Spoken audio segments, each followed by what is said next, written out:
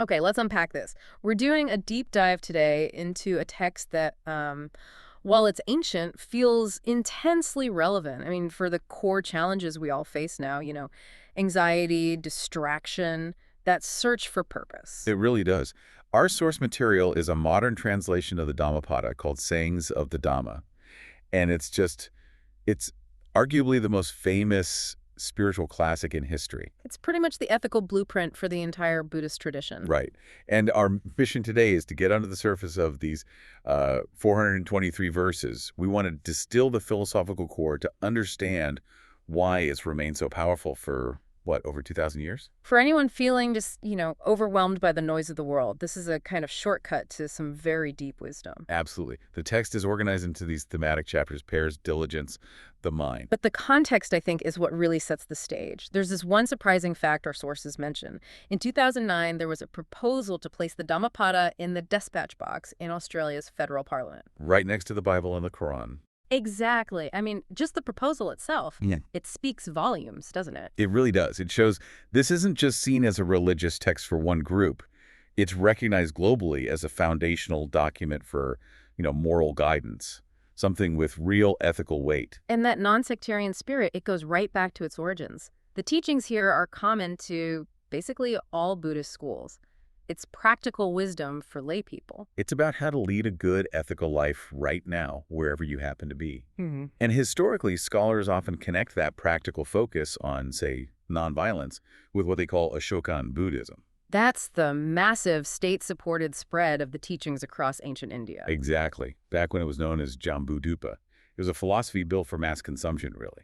Widespread impact was the goal. And the proof is just in how far this text has traveled. It's kind of amazing. We're talking at least 12 different known versions. Rali, Sanskrit, Prakrit, Chinese. It really shows the staying power of these ideas. And not just within Buddhism. No, not at all. You see a lot of these verses popping up in other places like the law books of Manu, the Mahabharata, even in Jaina Sutras. They were shared wisdom. The source material has this map that grounds it all geographically. You see Jambudvipa around 500 BCE, and it reminds you these teachings were for real people in real bustling cities. Savatthi, Lumbini. It's not some abstract philosophy from a mountaintop. It was for people in the thick of it. And that brings us to the core structure. Commentators give us this really useful fourfold framework. 4 aims of the teachings. Right. Think of them as ascending levels. Level 1 is the most immediate. Happiness in this life. How to just be peaceful and functional right now. Okay, that makes sense. The level 2 expands on that. Happiness in the next life. Sort of a more traditional take on karmic reward. And level 3, that's the big one, right? That's the big one. The path to freedom from suffering itself, the ultimate goal. And level 4 is the celebration of that freedom. It's not just getting there, but the state of being free. So, immediate happiness, future happiness, the path, and the celebration. It gives you a roadmap. It does. It stops you from just treating the verses like random fortune cookie sayings. Okay, that's a perfect lens for the opening verses then. DHP 1 and 2. If this book is the guide, these first 2 are like the fundamental law of physics for the whole system. They absolutely nail the theme of intention. The translator is so explicit. Intention shapes experiences. Intention is first. They're made by intention. And then come the 2 analogies, the 2 paths. First, if you act with corrupt intent, suffering follows you. Like a wheel follows the ox's foot, unavoidable. And the second path, if you act with pure intent, happiness follows you. Like a shadow that never leaves, just as constant. It's simple, but there's a huge translation nuance here, isn't there? The common quote you always hear is, mind is the forerunner of all things. Right, and that version is so easily misinterpreted. Yeah, I hear people use it to mean they can manifest a new car just by thinking about it. Exactly. And that's not it at all. Our source explains that the Pali word mano here means intentionality. It's the active, moral choice in a deed.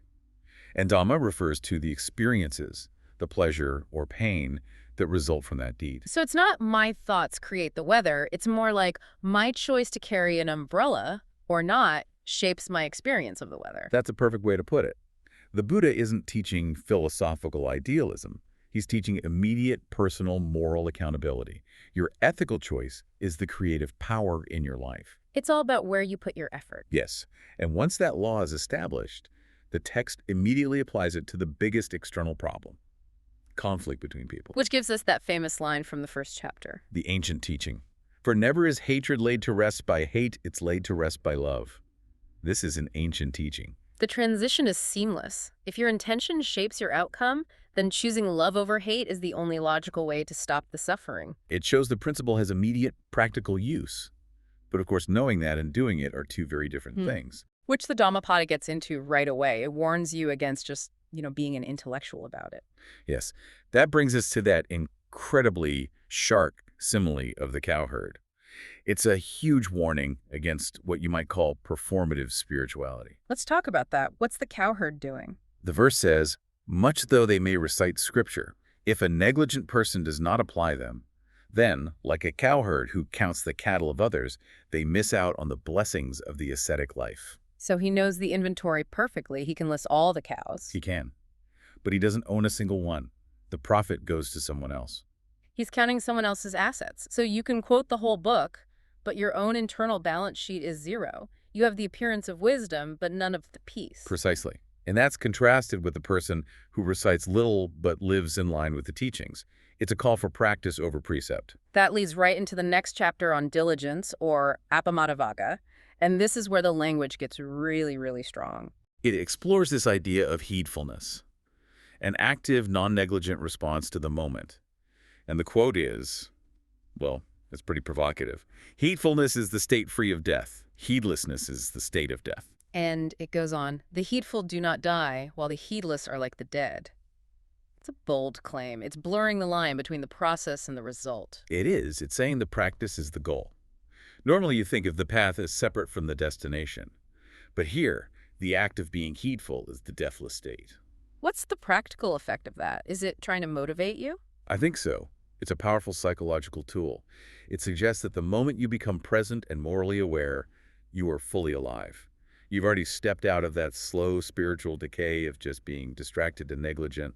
It's an encouragement to wake up now. And waking up means self-conquest. The text comes back to that again and again. It summarizes the entire instruction of the Buddhas so simply. Not to do any evil, to embrace the good, to purify one's mind. This is the instruction of the Buddhas. And that purification, it's all on you.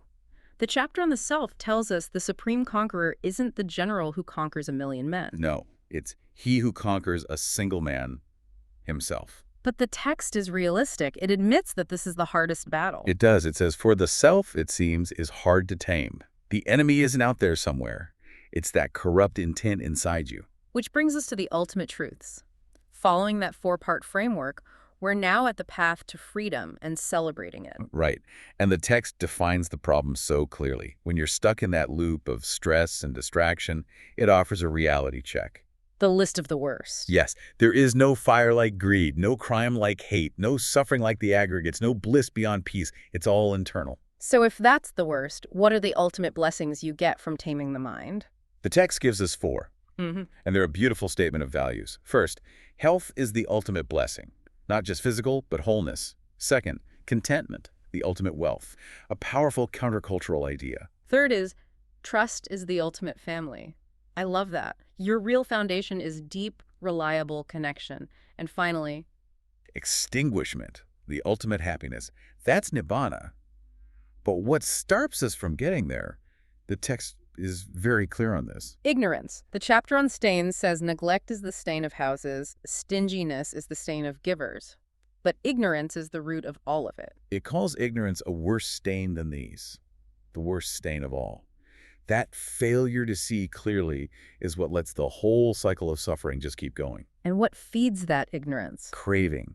The chapter on craving, Tanchavaga, uses this wonderful image of unchecked desire being like a Campbell-foot creeper. A vine that just grows over everything and suffocates it. Exactly. Just chokes the mind. And the consequence of that is shown with the analogy of the spider. Caught in the web it wove. Yes. Our own obsessions, our own constant wanting, that's the trap we build for ourselves. It's self-made bondage. Which means the way out is to cut those threads. And that's the ultimate conclusion. The text says, the gift of the teaching surmounts all other gifts. The ending of craving surmounts all suffering. It all comes full circle. Conquer the self, redirect your intention, end craving, and you end suffering. It synthesizes everything we've talked about. The power of intention, the need for practice, and the path to peace. It sounds so simple and direct, but as we said, the translation itself is incredibly difficult. It is. Our sources mention that Professor K.R. Norman, one of the greatest modern linguists, admitted he found translating the Dhammapada too difficult. That's incredible. It shows you how much depth and precision is packed into these short, pithy sayings. It really does. And we started this whole deep dive with that core idea, intention shapes experience.